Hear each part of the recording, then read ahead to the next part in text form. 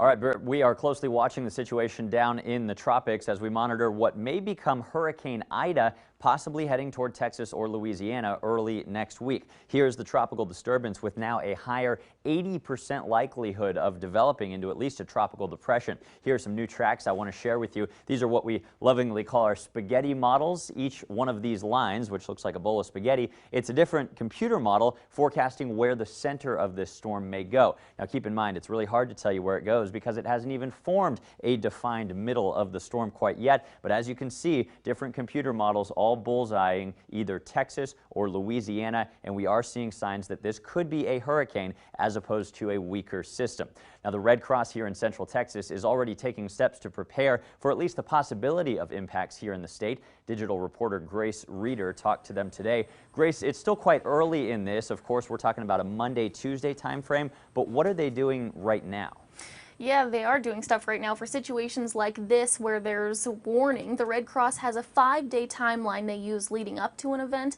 In the early part of that timeline, they start putting together an action plan, getting volunteers ready and checking on supplies. That step is happening right now in case this does end up striking the Texas coast. We've been reaching out to our leaders and to our volunteers and keeping them apprised, inventorying our goods, making sure that our vehicles are ready, and making sure that we have enough supplies on hand to respond. Moving forward, as this system becomes more clear, the Red Cross will of course mobilize those volunteers and supplies so that they're in place and ready to go. Grace, and we should get a lot more clarity on where this should go over the next 48 hours at least. Now, as we talk about this, we also have to remember that 4 years ago tonight, our state was getting hammered by Hurricane Harvey. So what has changed for the Red Cross since Harvey 4 years ago?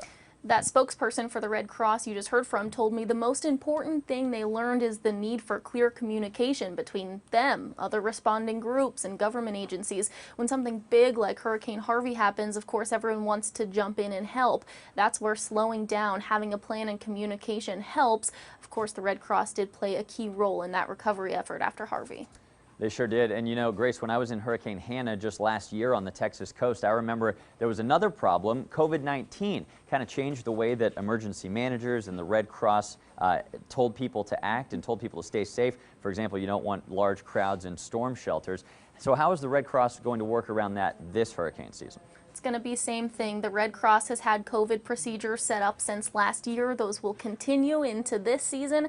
That includes masking up, keeping people socially distanced in housing and when they're providing people resources. But at the end of the day, they say resources they provide are so important. And while they've changed how they provide those resources, they still have to get them to people, pandemic or not. KXAN's Grace Reeder live in the newsroom. Thank you so much, Grace, for your time. And to read more about what the Red Cross is doing or to track the tropics yourself, you can find all that on KXAN.com.